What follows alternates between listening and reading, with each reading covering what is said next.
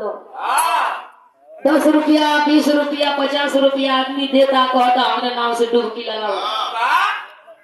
खैर जैसन करनी वैसन 144 साल बाद कुंभ मंथन भई और कुंभ मंथन से 4 रतन निकला। पूछा जैसे बता दी भुवर की आंख वाली ममता कुलकर्णी जब गांजा बेचती रहे और किया प्यार में पागल हो गई वो तो लकड़ा लेके भर में घूमत हमें इनके कोई दिना से हमने कहता नहीं जा कि आई बाबा ना हूँ तहरा दिमाग में आई ना छोड़ा मत हो गए आई थी बाबा कहो।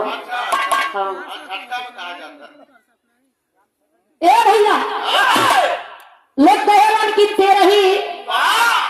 13 दिन पर होला 16 दिन पर बरही 12 दिन पर बरही के एगो अलगे खुशी होला और 13 जोना का भोज कइल जाला सबके बुलावल जाला खियावल जाला 5 मिनट का मौन धारण कइल जाला आत्मा से नहीं खियो आत्मा की शांति मिले। लोग कहेला कि स्वर्ग में स्थान मिले जहां तक समझदार लोगों के समझ बा कि नरक और स्वर्ग यही बा। नरक 9 महीना माई का गौरव बतावल जाला और स्वर्ग अमन चैन का जीवन जी लेगो प्यार से लोगों से मिल करके रह लेगो होश लिहला प्यार से बोल लिहला वो स्वर्ग 50 रुपया देकर के स्वागत किया गया। राम सज्जन यादव राम के धरती से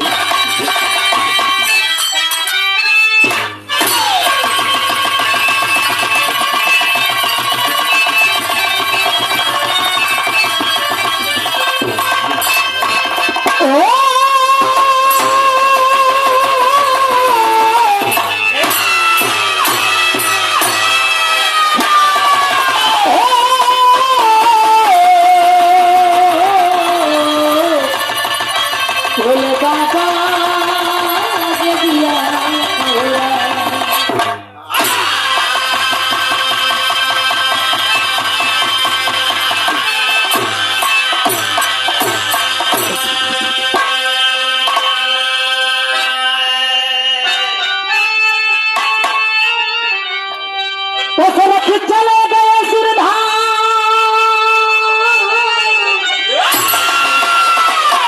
से वधियाए श्री पिंडदान किए गिरते रही काल की जान।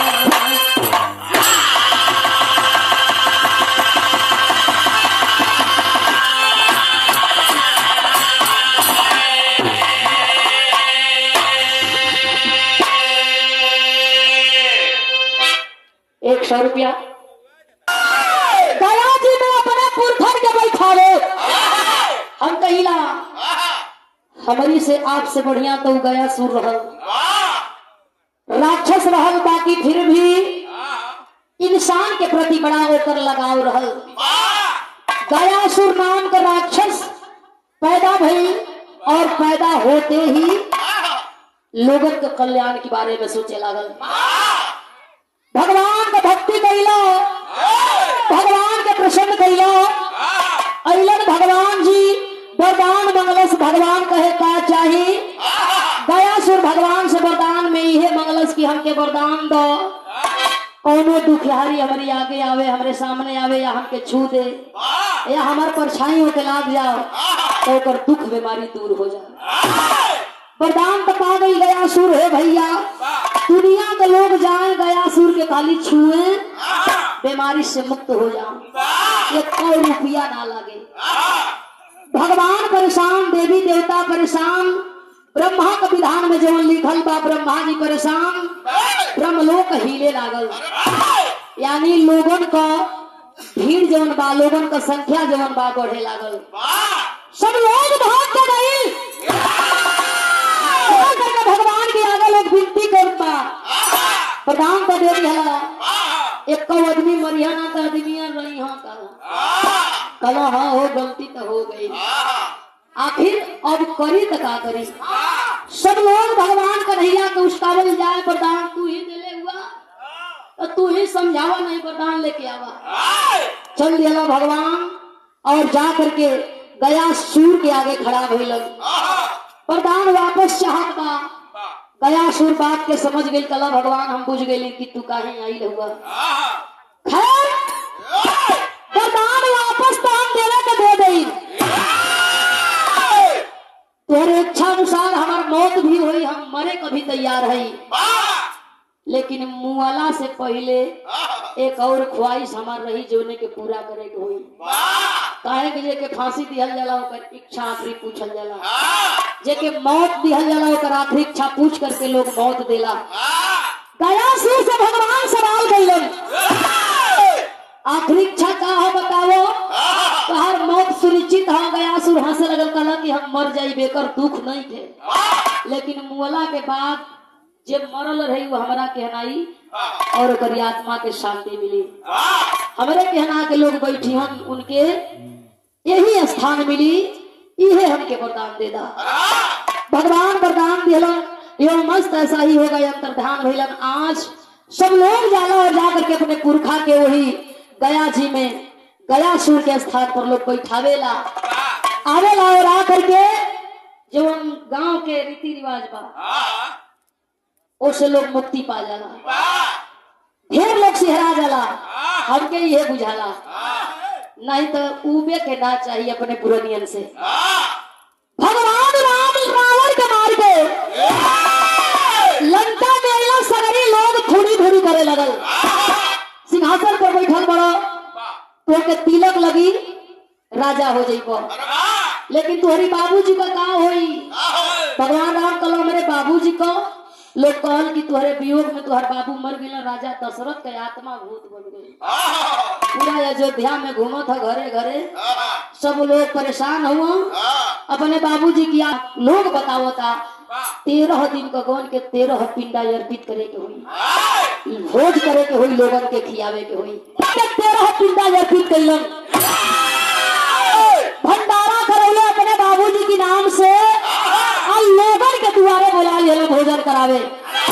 सब लोग आई भगवान राम के दुआरे बैठल लोग भोजन करे खातिर चारों भाई भोजन परोसे लगल सब लोग भोजन करे लगल। गीत लगल ये बड़ी पुरान गीत बा।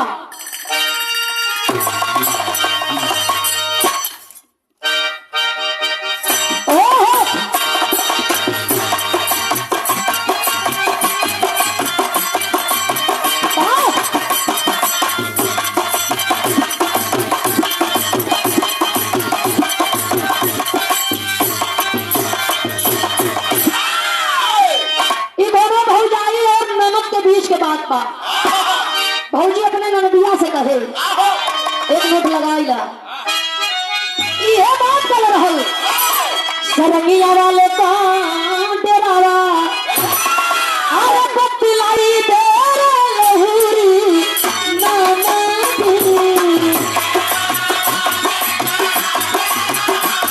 बतलाई दे लहूरी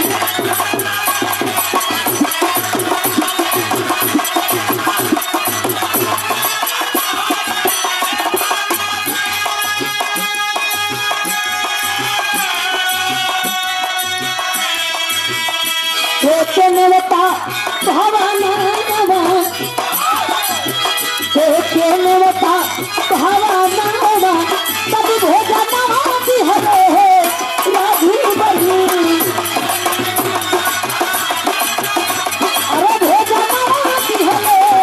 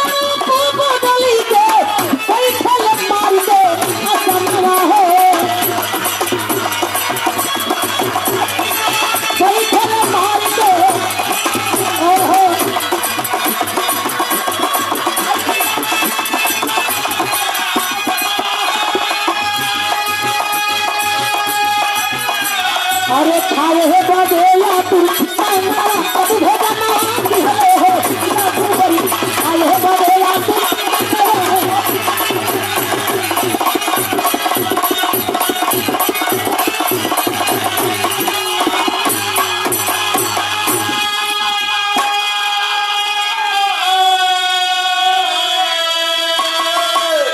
चारों भाई अपने दुआरे बुला करके सबके भोजन करावे लगला। जैसे हमारे अजीत भैया आज अपने द्वारे पर सबके बुला करके भोजन करा। बूढ़ 85 वर्ष को चाम हड्डी छोड़ दिले बा, शरीर कांपत बा, बगलिया में ठेवनी रखल बा, सामने थरिया बा। भगवान राम गईला देखलो 85 वर्ष का बुढ़वा जर्जर शरीर, कितना खाई हम, बड़ा खाई हम, दूगो रोटी खाई हम, दूगो रोटी आहे तनी तरकारी वही में थैलन। अब भगवान राम आगे बढ़ल हो, शिवदानी भोलेदानी देखलन हो, भैया दानी हो, मर्यादा में कोनो काम करल, मर्यादा पुरुषोत्तम राम हो। अपने बाबू की आत्मा में शांति बदे रोज रखले बड़ा, ताई हमसे मजाक काहे करत अड़ा। भगवान राम घूम के कहला का भइल प्रभु, कोनो गलती कलो ए महाराज, आई हाथी की मुँह में जीरा। भगवान राम और 3 गो डलना 5 हो गए। जाए लगलो भगवान भोले दानी कहला कि सुना है नहीं हवा। अगला भगवान राम कहला कि कमी हो गए 5 छुरी और डाल दे का। कहला 5 50 करबा काम बिगड़ जाए, यही रहन से बैठ जा। तू खियावा या हम खाई, हमार पेट हो जाए तब लोगन के खिया के विदा करी हम, तब तुम्हारी बाबू का भोज पूरा हुई, आत्मा के शांति मिली। बैठ गया भगवान राम से चलो कि बूढ़ शरीर 10 पूरी। रामदेव गुरु जी के जवानी में गीत गवाई रहा कैसे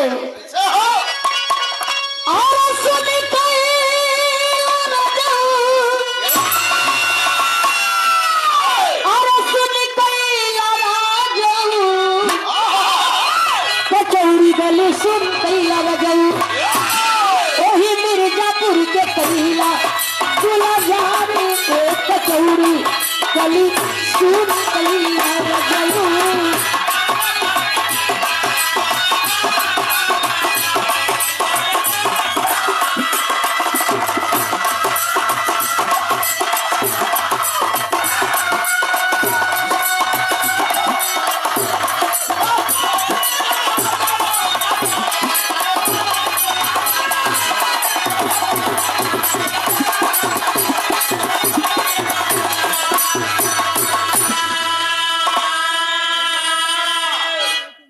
शुक्र यादव अपना दूसरे बार का पुरस्कार देकर के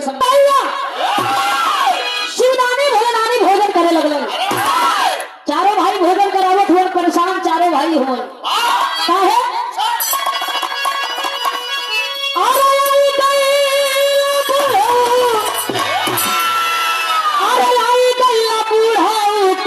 धन्य भाग आई गई बुढ़ाई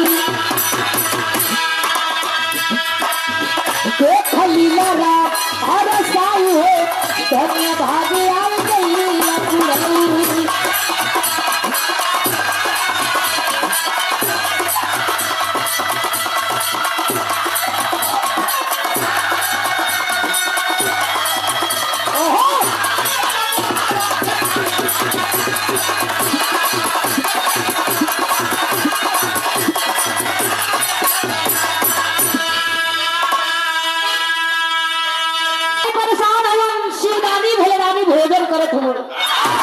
इतना न खैला हो भैया, है जितना लोग भैया दादा चाचा बैठल बा सबकी बदे भोजन बनल हुई। हमरे जीत भैया गनले हुई कि 100 लोग गई हम। अच्छा 1000 लोगों को भोजन एगो आदमी खा जा तो परेशानी तो हुई। बैठल बैठल शिवदानी सबका भोजन में अकेले खा गई। चारों भाई परेशान हुआ, शिवदानी भोलेदानी मुश्किल मारत हो। भगवान राम बात समझ नहीं पावत हम, ध्यान लगो। आज ध्यान लगौला हो तो देखत हुए भोजन करी तो शिवजी अरे बिना मिला के बात हो आज हम थे करो से वाला खाली सब करात हो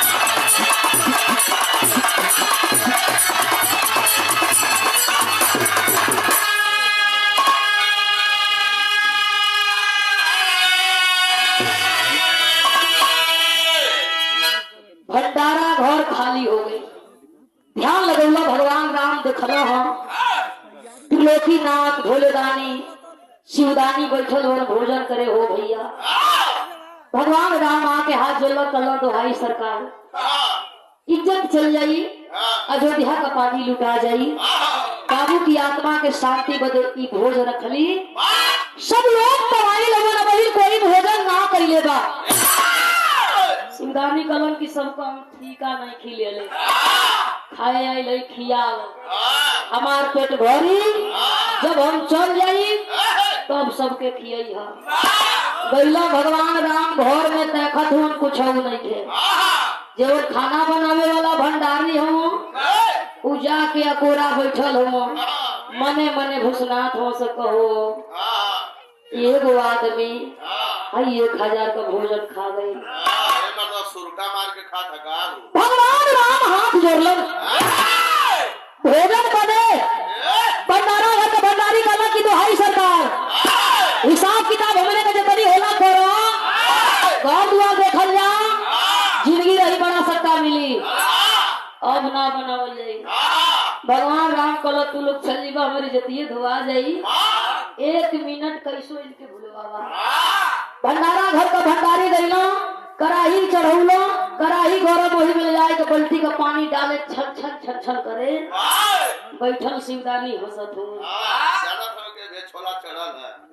शिवदानी भोलेदानी बात के बुझत हो भगवान राम कहाँ गई ना वही माई पार्वती की यहाँ भाग करके गई भगवान राम हाथ जोड़ल और माई पार्वती से कहे लगल गीत के भाव बदल गए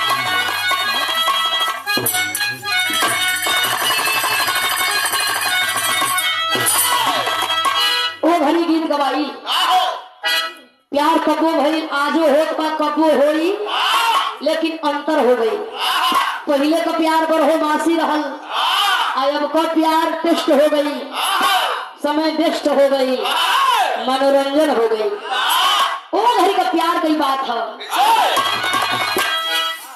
अरे गोरिया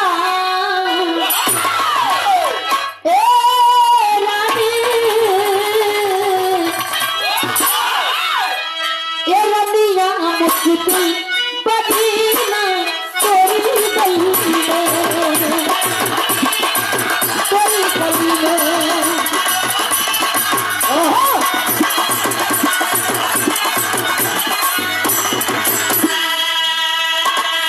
और तोरी गली मेरे मजा पर है महीना अरे तोरी गली में भाव लिखल गई हाथ जोड़ल भगवान राम माई पार्वती से कहे लगल देवी जबर मरद केहू से ना मानल अपने मेहरारू से मानल पार्वती जी कहली का रंगा कहतनी कहल शिवदानी हमारी इज्जत लेवे पर उतारू हम सगरी खनवे खा गइलो जल्दी चलो है देवी अच्छा कतनो पियकड़ मनई होखे खाली झूठो जो कह देला कि आवत है तोहर मलकिनिया तमाशा फाट गई जूता ले ले आवत हिया उठ के हाली हाली जाए लगे हम नहीं कि हां जा रहे तो ठीक हो जाइए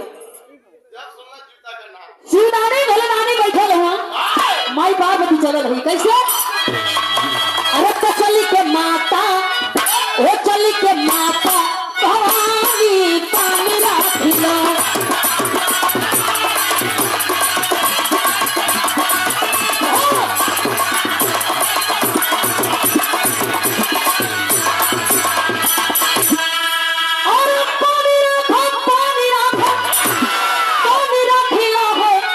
नहीं माने लो धरी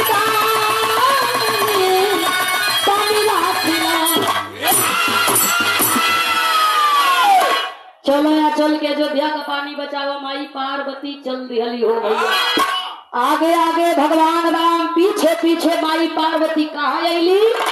वही अयोध्या में भंडारा घर में जाके माई पार्वती रूप चेंज कैली। पार्वती से कौन रूप धारण कैली? कौन हो? अन्नपूर्णा रूप। अन्नपूर्णा रूप धारण कैली माई पार्वती लगली भोजन बनावे। जब मोह नाक में गई भगवान भोले दानी ताकत हो पाथर पवाली महक कैसे भंडारा तो बदल गई। भोजन बना के भगवान राम की हाथे में थाली बुझाई बरत देली। ले जाके वही महाराज की आगे रख दो। ले करके चलो और भोजन भगवान राम वही शिवदानी भोले दानी की आगे रखलन। उठा के कलर भोले दानी मुंह में डल्लो हो भैया। 5 मिनट की बात बोलवा ले भैया। 5 मिनट हाथ जोड़ दी 5 मिनट। 5 दानी भोले दानी भोजन कैलन पेट भर गई। खैला कितना? एक ही कवर। एक कवर खैला बेकार मार के खड़ा हुआ। हाथ में त्रिशूल डमरू लगल तड़कर डमरू बजावे। सब लोग परेशान बा असली रूप देख के। अब के भोजन करे जाता? बड़े बड़े जटा फहरा गई। हाथ में त्रिशूल डमरू विकराल रूप शिवदानी की आगे लोग हाथ जोड़ ले बा। दुहाई सरकार। अच्छा तो तब्बे से तू ही कूटत रहा। भोले दानी पहुंचल हुआ वही भंडारा घर की ओर। आज गईला माई पार्वती के देखला। हाथ जोड़ के माई पार्वती खड़ा भइली। भोले दानी शिवदानी कलक का हो देवी बनम बनावल खेलवे बिगाड़ देलू। माई पार्वती कहली रहन से चल चल वही कैलाश पर्वत पर। आइल बड़ा दूसरा का इज्जत बिगाड़े अपने इज्जती के बारे में सोच ली है। शिवदानी कलाई धैलो चलो काहे घुसियात हो। चलो पकड़ के माई पार्वती के लेके चलल चाहत हो भोले दानी। भगवान राम हाथ जोड़लन विदाई करत हो। आखिरी भाव में कैसे?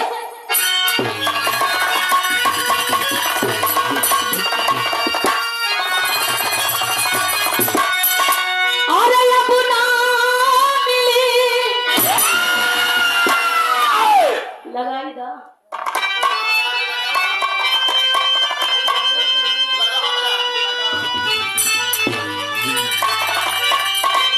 भंडारी दादा गौलम भैया प्रमोद भैया भंडारी दादा गौलम बेचर गुरु गौलम रामदेव गुरु स्वर्गीय बुल्लू गुरु गौलम स्वर्गीय परशुराम गुरु और स्वर्गीय श्याम देव प्रजापति गुरु नाम तली आई। कर्म के हिसाब से कीर्ति गवा ले। गवाई लाल कैसे?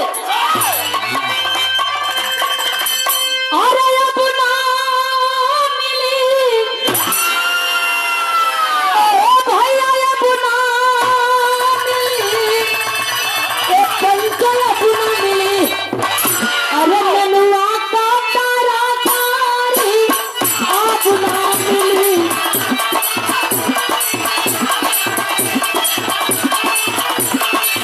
अरे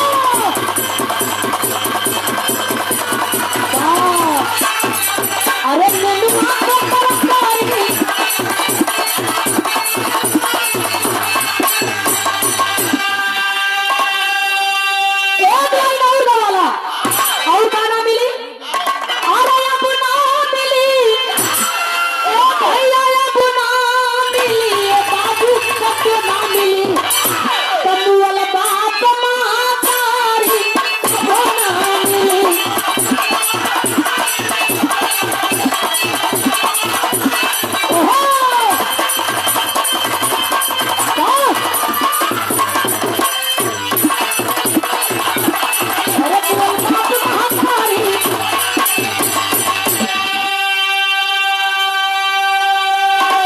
माई बाप ना मिली हम भाई मिली बहन मिली मेहरारू मिली लड़का भी मिली लेकिन माई अब ना मिली।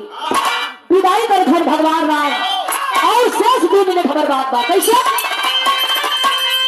अरे माता महारानी अपने शिव के मनाए जा यही अवधि नगरिया तब भोजन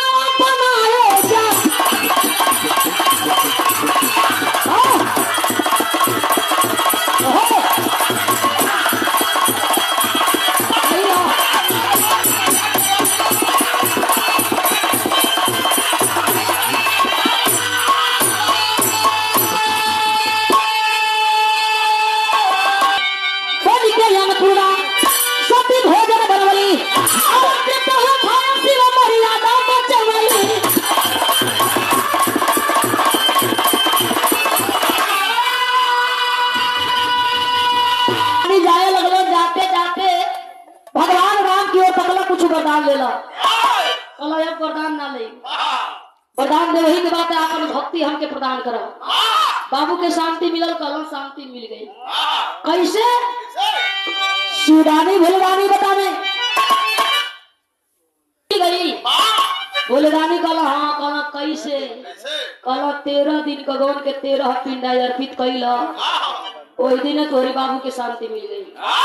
हाई भोज भंडारा तई खाली जीव के स्वाद बा, लोग सोचेला कि आत्मा 13वें दिन आई बा, तो आखिरी विदाई में अपने बाबू माई के खिया दिहल जा, संगे संगे लोग भी खा लिहन और आत्मा के शांति खाती कामना भी कर लिहन। भगवान राम कलम पर रहुआ जाए, शिवदानी भोलेदानी चले है, माई पार्वती चले है, सब लोगन के चारों भाई पुनः भोजन करौलन, जैसे मेरे रुकल भैया जी भैया सबके भोजन करौलन। और हमना का भोजन कैला के कोनो मतलब ना बा, हम खैली ई खैलो आप लोग खैली, कोनो मतलब ना, जब ले यहाँ का ना खैली। ये भोजन में जब सुपन भगत का खानदान आवेला, आ जब ये लोग खाला तब जाके जग पूरा होला। कुछ दान दक्षिणा भी दिया, यहाँ भी यहाँ के बाबूजी के दान दक्षिणा मिलल बा, आ बाबूजी के जाए के भी बा, माइक को खाली इंतजार बा। 1 मिनट भाव कैसे श्री राम चाहिए भक्ति का खजाना, चाहिए प्रभु तुहरा चरण।